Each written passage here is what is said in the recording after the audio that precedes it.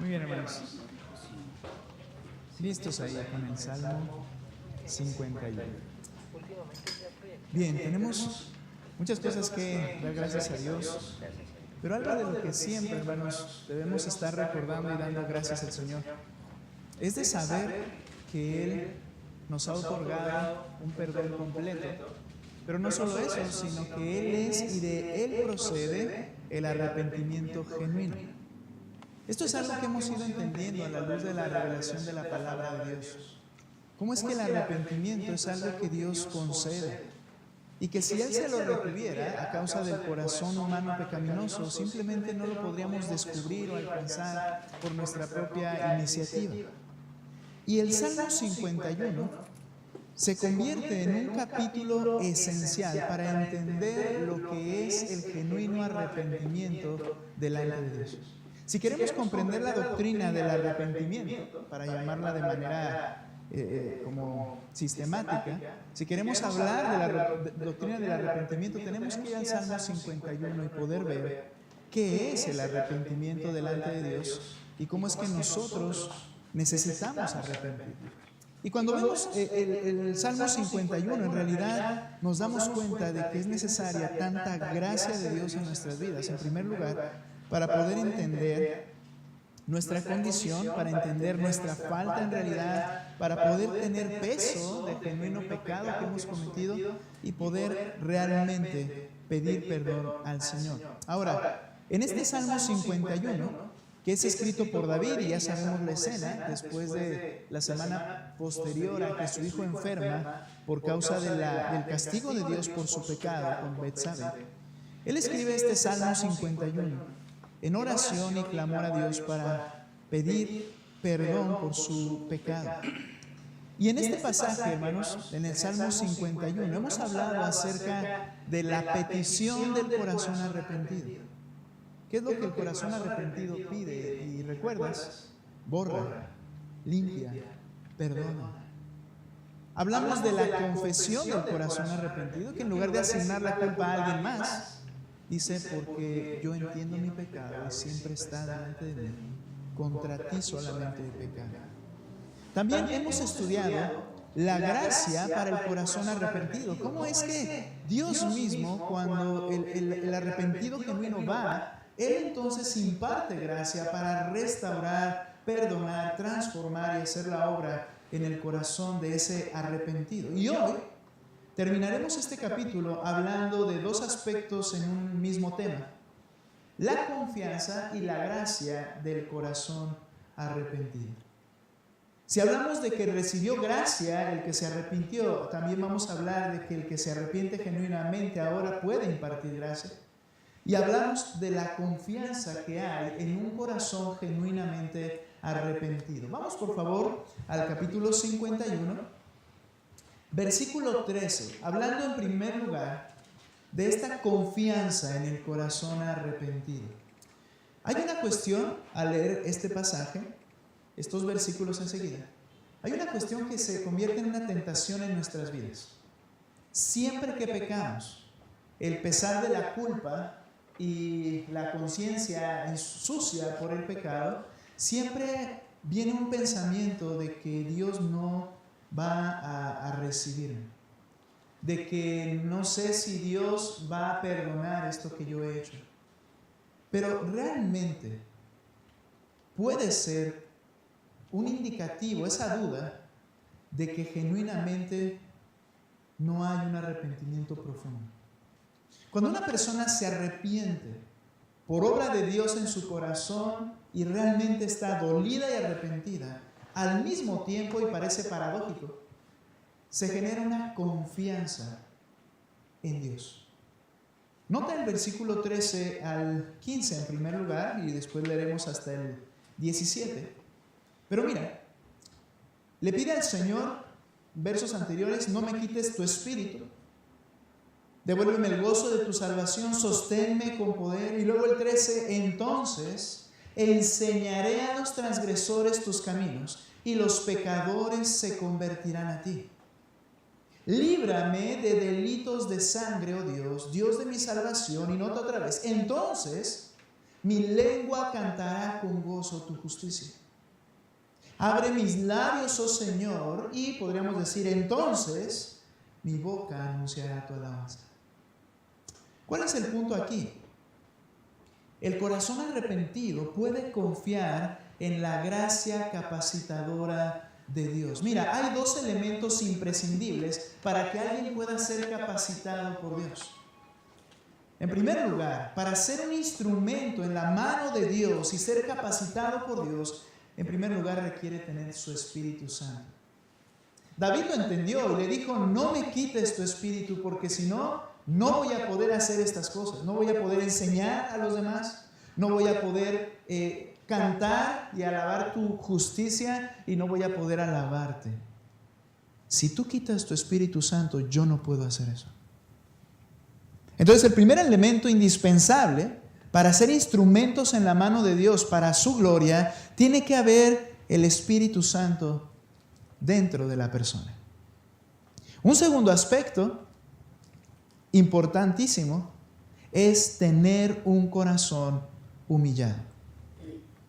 Si el Espíritu Santo no está y si el corazón de esa persona no está humilde delante de Dios, no va a poder ser un instrumento. Como David aquí dice, entonces yo voy a poder enseñar a los que no conocen tu verdad.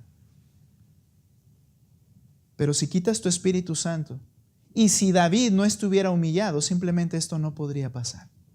Dos elementos, el Espíritu Santo y un corazón humillado. David reconoce que por la gracia capacitadora de Dios, entonces este rey podría, ¿qué dice el verso 13? Enseñar a los transgresores tus caminos y los pecadores se convertirán a ti. Mira, hay una realidad. Cuando tú y yo estamos en un pecado consciente y sé que no me he cambiado y no me he arrepentido y no he venido al Señor por limpieza, no podemos ser instrumentos útiles en la mano del Señor. En Timoteo, el apóstol Pablo le dice a Timoteo, precisamente, si alguno se limpia de estas cosas, y él habla de pasiones, él habla de pecados, él habla de la vida común en esta tierra, si alguno se limpia de estas cosas, será instrumento para honra. Santificado, útil al Señor y dispuesto para toda buena obra. Pero si yo persisto en mi pecado, yo no puedo ser un instrumento útil en la mano del Señor. David lo entendía y dice, imagínate el caso de David. ¿Cuántos años él estuvo en una plenitud de gobernar, de predicar, de testificar y enseñar las maravillas del Señor? Y enseñaba a los pecadores y hacía justicia en el pueblo, pero vino el pecado y dice, ya no puedo. Así es que si me quitas el Espíritu Santo, yo no podré enseñar. Pero si tú me perdonas, me limpias, entonces enseñaré nuevamente a los pecadores. No solamente eso, sino que para exaltar a un Dios justo, necesito yo también experimentar lo que la Escritura llama como justificación. Mira, ¿por qué David impartía justicia y equidad? Lean ustedes el versículo 14, por favor. Me llama mucho la atención la frase que utiliza David en este verso 14. Lean ustedes 51:14, hermanos. Fuerte, por favor. ¿Listen? Líbrame de delitos de sangre, oh Dios, Dios de mi salvación. Entonces mi lengua cantará con gozo tu justicia. ¿De qué le pide que lo libre? Líbrame de delitos de sangre. Líbrame de asesinato. Líbrame de homicidios. Y la pregunta sigue la que hice al principio. ¿Cómo es que David, si tú recuerdas en este segundo de Samuel 8:15, no quiero que vayas allá, pero lo leímos, dice que en ese, antes del pecado con Betsabé, dice la Escritura, David reinó sobre todo Israel, y escucha esto, y administraba justicia y derecho a todo su pueblo. No solo quiere decir que él hacía que nadie hiciera algo malo o que no castigaba el pecado de los demás, sino que él mismo servía y administraba con justicia y equidad a todo el pueblo. Pero cuando él peca delante de Dios, él sabe que en ese momento él ya no puede hacer lo mismo. Es interesante ver salmos. Por ejemplo, acompáñame al Salmo 18. Vamos a ver un ejemplo de un salmo escrito por David, muy probablemente antes de que pecara con Betsabé. Y obviamente antes de que también Natán lo reprendiera y antes de que escribiera el Salmo 51. Pero nota por favor el Salmo 18, 20. ¿Por qué David impartía, justicia y equidad? Bueno, por el espíritu que él tenía, del Espíritu Santo, y por la capacidad que ese espíritu le otorgaba. Nota, el Salmo 18, 20 al 24. Sígueme ahí con tu mirada. Dice, el Señor, Jehová, Yahweh, me ha premiado conforme a mi justicia. Conforme a la pureza de mis manos me ha recompensado. Porque he guardado los caminos del Señor. Mira, ¿recuerdas cuando peca y Natán viene? Dios mandó un mensaje con Natán y le dijo, ¿por qué menospreciaste mi palabra? ¿Y por qué no guardaste lo que yo mando? Cuando escribe el Salmo 18, literalmente él estaba en otra condición espiritual. Y él en este pasaje entonces, y ahorita explico algo, por lo cual yo no digo que esto sea una mentira, sino fue inspirado por el Espíritu Santo. Pero voy a explicar ahorita qué es lo que sucede con esto. Creo yo que sucede con esto. Nota, sigo leyendo ahí donde estamos. Dice, porque he guardado los mandamientos del Señor, por eso me ha premiado Dios. Y no me he apartado impíamente de mi Dios, pues todas sus ordenanzas estaban delante de mí, y no alejé de mí sus estatutos. También fui íntegro para con él, y me guardé de mi iniquidad. Por tanto, el Señor me ha recompensado conforme a mi justicia, conforme a la pureza de mis manos delante de sus ojos. Él vuelve a afirmar por segunda ocasión la razón por la cual Dios le ha bendecido. Dice, porque yo viví en justicia, porque yo no fallé, yo guardé su palabra. ¿Sabes? Para exaltar al Dios justo, para exaltar al Dios que es perfecto y santo, se requiere algo que nunca más David experimentó como en ese momento, lo que se le llama justificación. Es decir, David ahora estaría como nunca consciente, no de su propia justicia, sino de la justificación. ¿Cuál es la diferencia? La diferencia es que cuando hablas de tu justicia, hablas de que tú y yo hacemos las cosas bien y Dios se agrada en ellas. Pero hablar de justificación es que Él me ha perdonado y que Él ya no va a tomar en cuenta mi falta. Y esa es una gran diferencia. ¿Sabes? Yo te decía, yo creo que no es que este pasaje entonces, estas fueran puras mentiras, no. Esto aplica única y exclusivamente a una persona sobre la faz de la tierra y esa persona fue Jesucristo, el cual fue premiado por su justicia, el cual el Padre dijo, este es mi Hijo amado en el cual me complazco, porque siempre hace lo que yo ordeno. Es probable que David en algún lapso de su vida se sentía justo y por tanto bendecido. ¿Recuerdas a Job?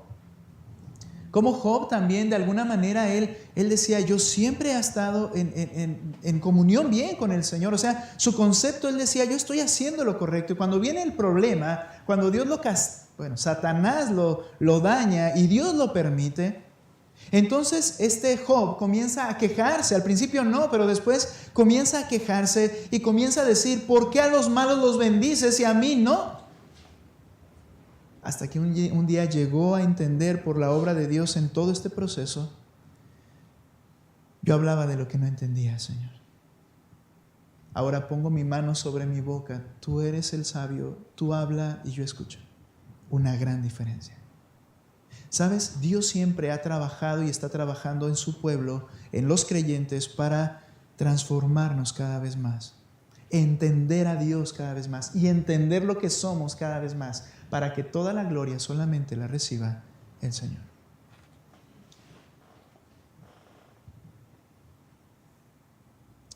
En este salmo David entonces hablaba como de su justicia, pero ahora entiende la justificación. Y viene una pregunta. Al entender esto, ¿puede alguien que ha pecado como David ser vuelto a su estado anterior antes de pecar? Mira, la cuestión es esta, que David no se había dado cuenta, pero en realidad era, bueno, no tan drásticamente, pero David quizás pensaba de sí mismo un poco más allá de lo que debería pensar, como tú y yo fallamos en hacer constantemente. En realidad, cuando el Señor le perdona, el Señor le regresa a su estado anterior, pero ahora él es más consciente de su verdadero estado. Lo que quiero decir con esto es que ¿por qué te resulta difícil reconocer tus pecados y venirlos a confesar? ¿Sabes una razón? Porque tienes más alto concepto de ti y yo tengo más alto concepto de mí que el que debería tener. Porque pienso que vivo de una manera que el Señor en el cielo está aplaudiendo por la manera en que estoy viviendo. Y el Señor me trata solamente con todo su amor, pero por los méritos de Cristo, no por los míos. Y lo olvidamos, esa parte tan importante. Entonces, si yo peco, vengo avergonzado, sí, vengo con el peso. Si no vengo cínico, no digo, Señor, yo siempre he pecado y hay que seguirle pecando, no pasa nada, estoy igual que antes, no es cierto. No, vengo con pesar porque el Espíritu produce en mí dolor para arrepentimiento, pero cuando vengo a Cristo vengo con esta confianza, que su gracia es capacitadora y que Él me va a volver a colocar en el estado en el cual estaba. Entonces David dice, puedo ahora enseñar nuevamente a los pecadores. ¿Sí? Y llama pecadores, ¿por qué? Porque está hablando de las faltas de los demás. Era su trabajo como rey, como líder espiritual. Entonces, ¿puede alguien que ha pecado como David ser vuelto a su estado anterior antes de pecar? La respuesta es sí, por esa gracia de Dios. Por ello David dice en el Salmo 51, 14 y 15, líbrame de delitos de sangre, oh Dios, Dios de mi salvación. Entonces mi lengua cantará con gozo tu justicia, o anunciará tu justicia. Abre mis labios, oh Señor, para que mi boca anuncie tu alabanza. Cuando el Señor perdona, esta es la confianza del arrepentido, que por su gracia Él me va a restaurar. Y voy a poder volver a cantarle con un corazón limpio, porque Él me lo ha limpiado. El corazón arrepentido puede confiar en la gracia capacitadora de Dios, pero también, ve conmigo en Salmo 51, regresa por favor. El corazón arrepentido puede confiar, y estamos hablando de la confianza de ese corazón arrepentido, puede confiar que no será rechazado. Mira lo que dice el verso 16. Porque tú no te deleitas en sacrificio. De lo contrario, yo lo ofrecería. ¿No te agrada el holocausto? Los sacrificios de Dios son, es decir, lo que Dios demanda, el espíritu contrito. Al corazón contrito y humillado, oh Dios, no despreciarás. El corazón arrepentido puede confiar que no será rechazado. Ahora, es interesante si nos colocamos en la posición de David entender este versículo. Le dice, porque tú no te deleitas en sacrificio, de lo contrario yo lo ofrecería, no te agrada el holocausto. Ahora, en la ley de Dios se establecieron sacrificios. Ve conmigo a Levítico capítulo 4, por favor, versículo 2. Levítico capítulo 4. De hecho, creo que cuando recordamos el Antiguo Testamento, viene a nuestra mente todo un sistema de sacrificios. Y que en la mañana se ofrecía un cordero, en la tarde holocaustos, en la noche holocaustos. Todo el tiempo había sacrificios delante de Dios. ¿Cómo es que David dice, no te agradan? Bueno, mira lo que dice Levítico capítulo 4, versículo 2. Di a los israelitas, dice el Señor, si alguien peca, si tienes la versión Reina Valera en tus manos, dice, por yerro. Nosotros que tenemos esta Biblia dice, si alguien peca inadvertidamente en cualquiera de las cosas que el Señor ha mandado que no se hagan, y hace alguna de ellas, si el que peca es el sacerdote ungido, trayendo culpa sobre el pueblo, que entonces ofrezca al Señor un novillo sin defecto como ofrenda por el pecado que ha cometido. Interesante, cuando un líder espiritual, en este caso el sacerdote, ¿quiénes otros eran ungidos? Bueno, los profetas y los reyes.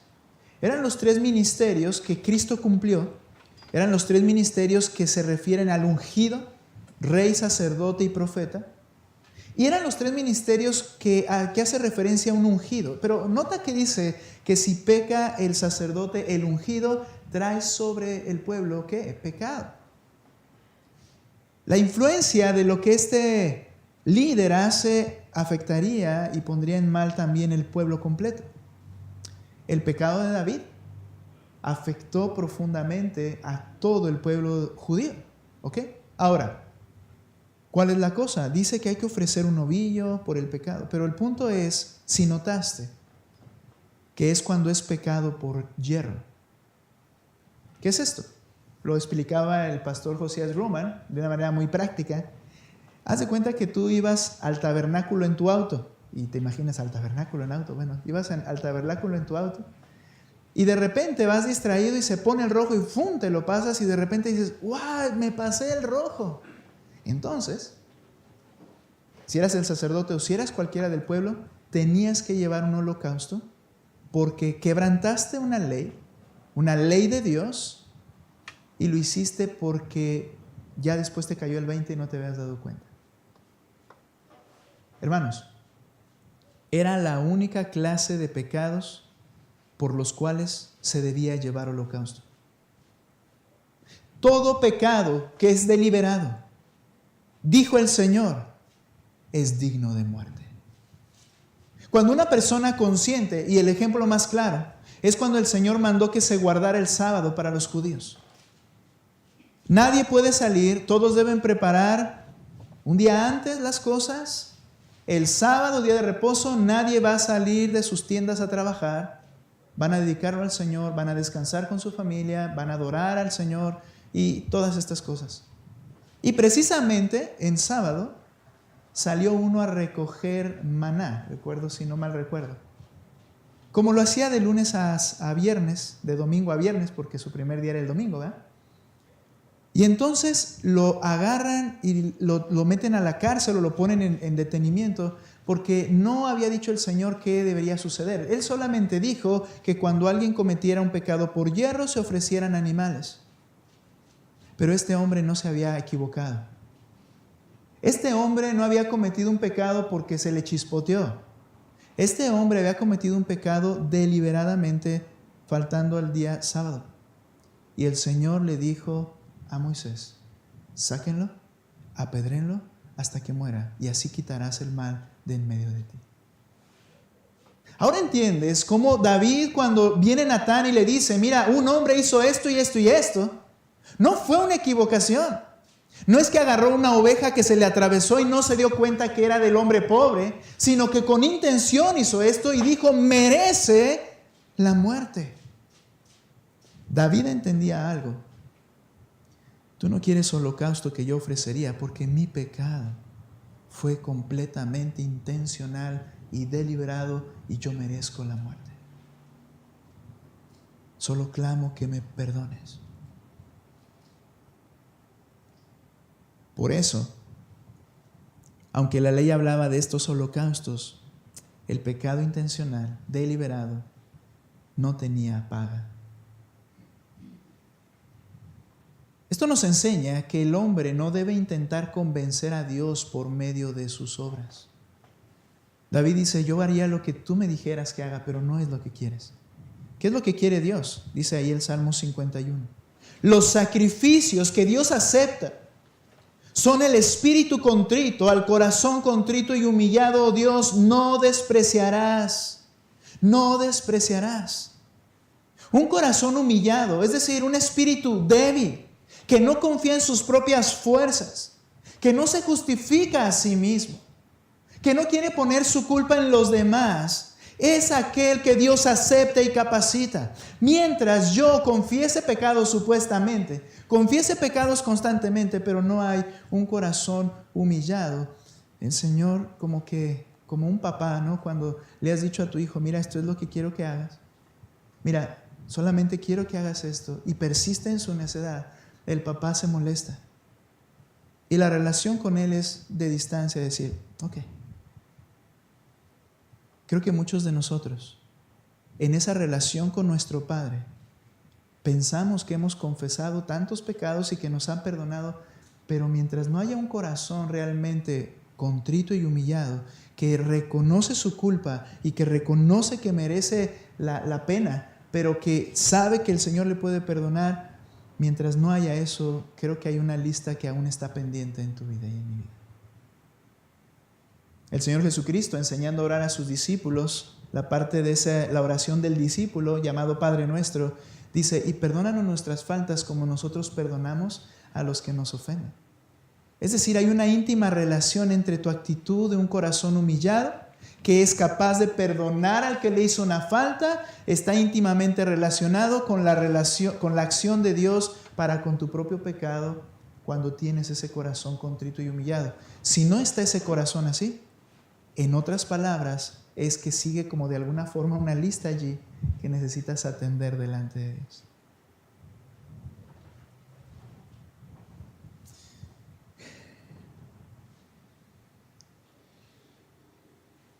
Cristo lo dijo a Pablo de esta manera. Él me ha dicho, dice de 2 Corintios 12, 9 al 10, te basta mi gracia, pues mi poder se perfecciona. Esto quiere decir, mi poder luce, mi poder se desarrolla, mi poder se manifiesta en la debilidad. Por tanto, dice Pablo, ahora entiendo, aunque 3 veces pidió que el Señor lo fortaleciera para sentirse fuerte, él entiende y dice, por tanto, con muchísimo gusto, me gloriaré más bien en mis debilidades para que el poder de Cristo more en mí. Por eso me complazco en las debilidades, en insultos, en privaciones, en persecuciones, en angustias por amor de Cristo, porque cuando soy débil, entonces soy fuerte. Paul David Tripp dijo acerca de un engaño con el que Satanás intenta destruir al creyente. ¿Recuerdas ahora el lunes? Que el diablo nos dice constantemente o nos hace entender, no tienes lo que se necesita. Y tenemos muchas cosas que tenemos que cambiar en el matrimonio y que implementar en el matrimonio, pero quizá está el pensamiento de decir, no tienes lo que se necesita, no te hagas, ¿verdad? Y eso hunde al creyente. Pero en un sentido, David Tripp tiene razón y luego lee ese capítulo que es el último que vimos, pero en un sentido Satanás tiene razón. Pero el creyente debe recordar una verdad por encima de esta mentira de Satanás. Aunque en un sentido tiene razón, debe recordar lo que dice 1 Corintios, no es por mí, sino Cristo en mí. Pablo lo dijo en el 12:10, pero por la gracia de Dios soy lo que soy. Hermanos, yo como predicador a veces más que pastor, debo reconocerlo.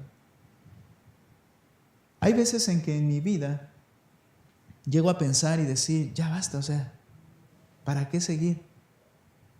No soy digno de estarlo haciendo.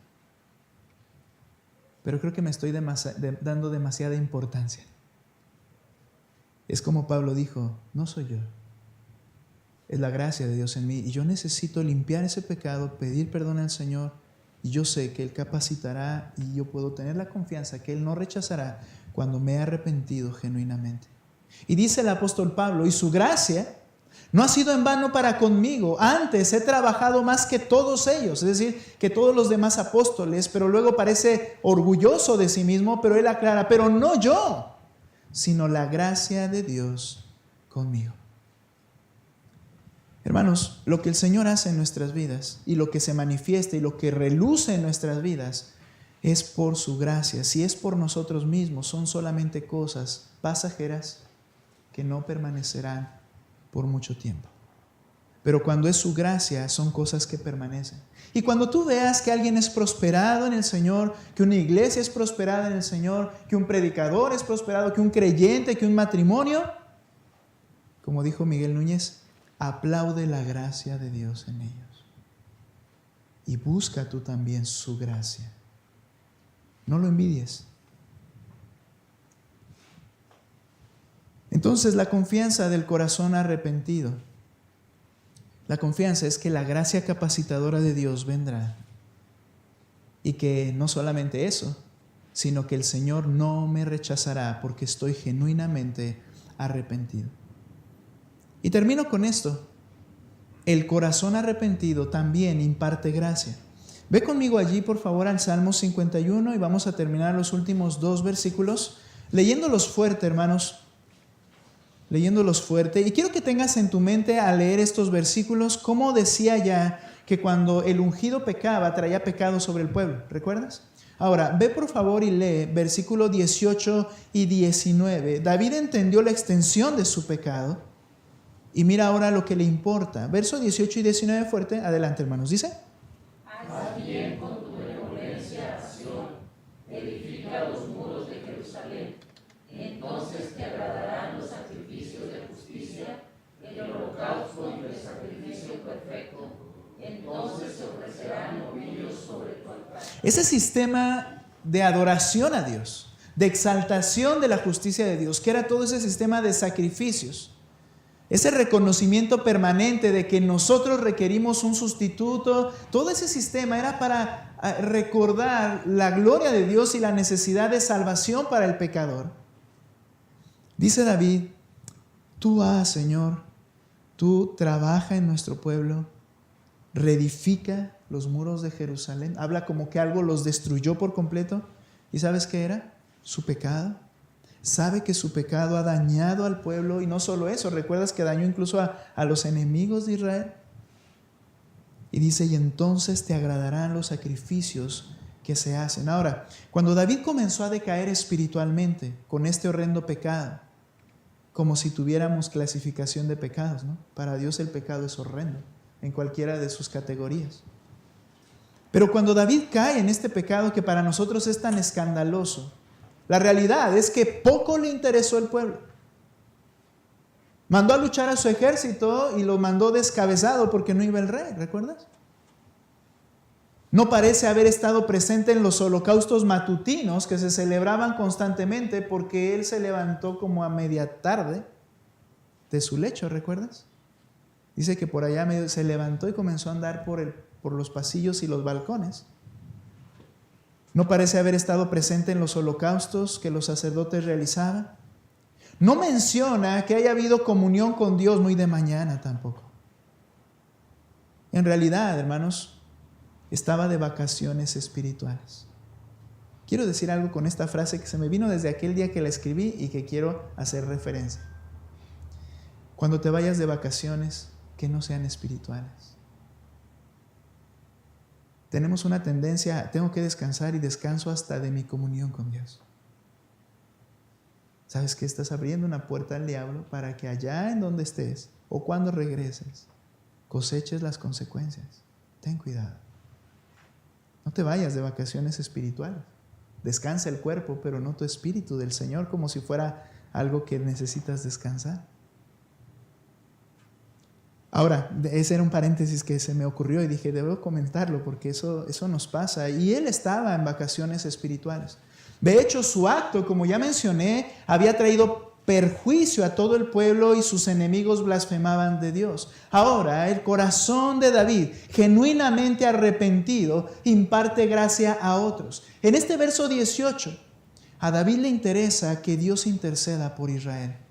Mira, este no fue su único pecado lamentable o muy palpable en la Escritura. Cuando él ya es anciano, él después se enorgullece, manda a hacer un censo de cuánto poder militar tiene, como lo hacen los reyes orgullosos de la tierra, para ver cuántos misiles tiene, cuántas armas tiene, quién es el más poderoso. David manda a hacer algo similar a lo que hacían todos los reyes para presumir. Y Dios lo castiga y comienza a asesinar, el ángel de Dios comienza a asesinar al pueblo de Israel, a los que no tenían la culpa. Solamente para mencionar que el pecado de él afecta al pueblo. Y nuestro pecado siempre, hermanos, afectará a otros. Una vez un misionero decía que la lengua, hablando de la lengua, cuando está dentro el pensamiento, ¿verdad? Aquella crítica, aquel insulto, aquella observación punzante que quieres hacer contra un hermano, cuando está dentro de ti, pues te hundes tú solo como el Titanic, decía él, ¿no? Pero cuando sale de tu boca, hundes a otros contigo. Al final de cuentas, David lo cuidó muy bien, pero al final Dios siempre va a sacar el pecado a la luz y los estragos dañarán a otros. Nunca lo olvides. Nunca lo olvides. Ahora a David le interesa, Señor, intercede por Israel. Entendió que no era por su maravilloso reinado que todo funcionaba bien. Que no era por su poderoso ejército que la nación tenía paz alrededor de todo el mundo. No era por el rey ni por el ejército. Era porque Dios los guardaba. El cual, por el pecado de David, podía haberlos abandonado. Porque eso era justo. Como posteriormente sucedió lamentablemente. Ve conmigo al Salmo 127, por favor. Salmo 127.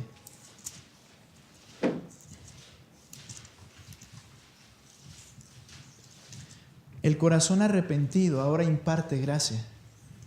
Mira lo que dice el 127.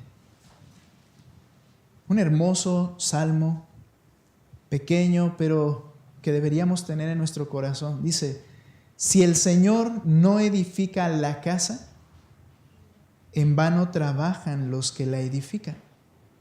Si el Señor no guarda la ciudad, en vano vela la guardia. David entendió que las cosas y las bendiciones que ellos experimentaban era porque Dios estaba con ellos.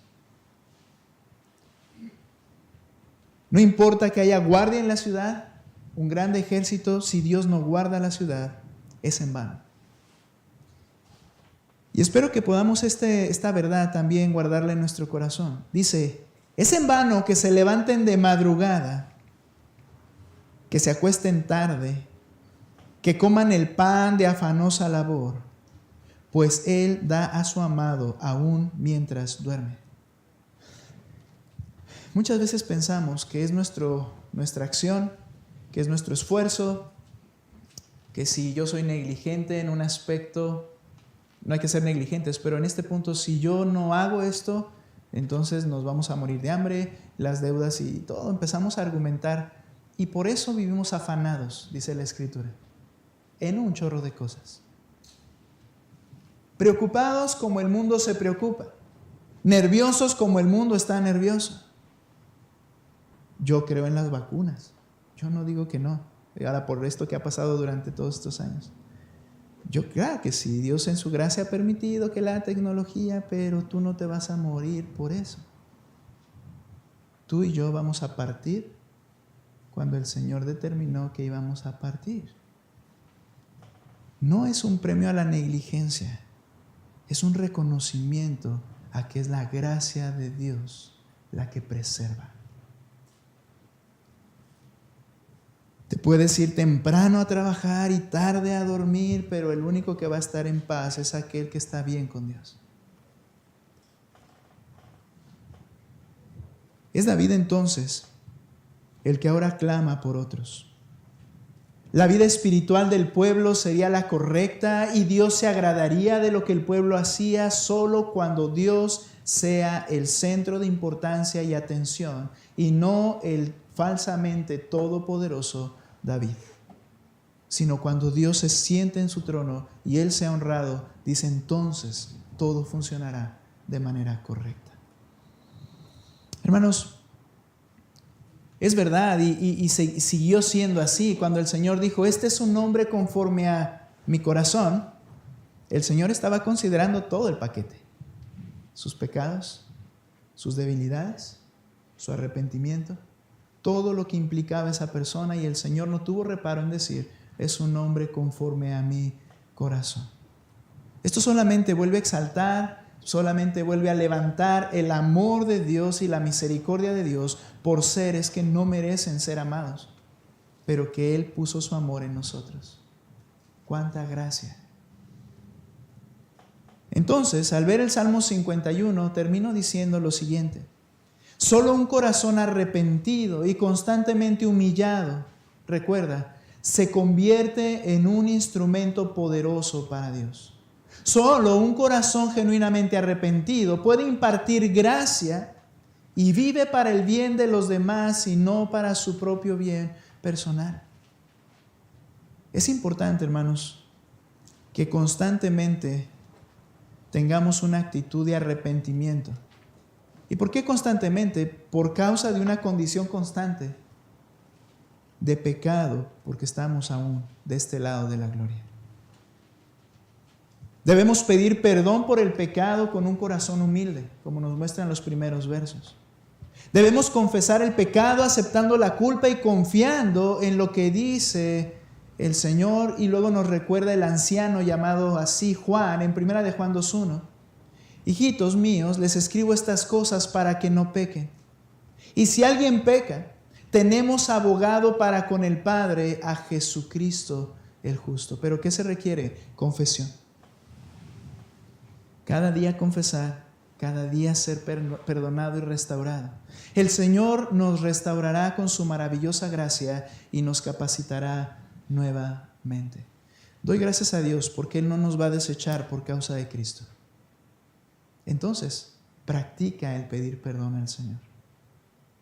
Si tú dices y tú retienes el pedir perdón, la confesión, estás diciéndole a Dios que es un mentiroso, porque le estás diciendo yo no peco.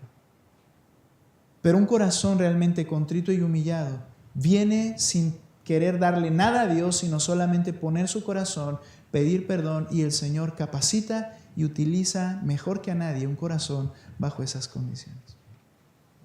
Batallamos para confesar, batallamos para reconocer, batallamos para pedir perdón. Recuerda esto, porque tenemos un concepto de nosotros mismos más alto del que es real y el que Dios conoce. Gracias a Dios que nos ha aceptado tal cual somos por medio del perdón y la gracia de Cristo. Que a Él sea la gloria. Puestos en pie, vamos a orarnos. Amado Señor, cada vez más queda claro en nuestra mente que nos amaste porque eres y te complaces en amar. Señor, te ruego, Padre, que podamos tener una vista correcta de quién somos y de una vista correcta también de lo que tu gracia hace. Una vista correcta de solo quién es justo, que eres tú, y una vista correcta de lo que es la justificación. Que te demos gloria porque nos concedes arrepentimiento. Que te demos gloria porque nos impartes gracia para restaurarnos, para transformarnos. Te damos gloria porque confiamos en que no seremos rechazados. Pero también porque nos haces ver que necesitamos vivir de una manera práctica con un corazón humillado. Ese corazón humillado va a pensar en los demás antes que en sí mismo. Y va a recibir la capacitación que solo tú puedes dar cuando estamos en esa condición. Mi Dios, usa tu palabra para darnos despertar cuando pensamos que estamos mejor de lo que realmente estamos. Usa a tu pueblo, usa a mis hermanos para que sean un medio de exhortación cuando pensamos que estamos mejor de lo que estamos. Y también usa a tu pueblo, tu palabra, y usa a mis hermanos cuando olvidamos la esperanza que tenemos en ti, para ser alentados y animados cuando pensamos que seremos rechazados, en que tú, Señor, nos aceptarás y nos perdonarás. Gracias, mi Dios, por tanta gracia. Te alabamos en el nombre de Cristo. Amén. Por medio de Cristo. Hermanos, gracias. Tomen su lugar.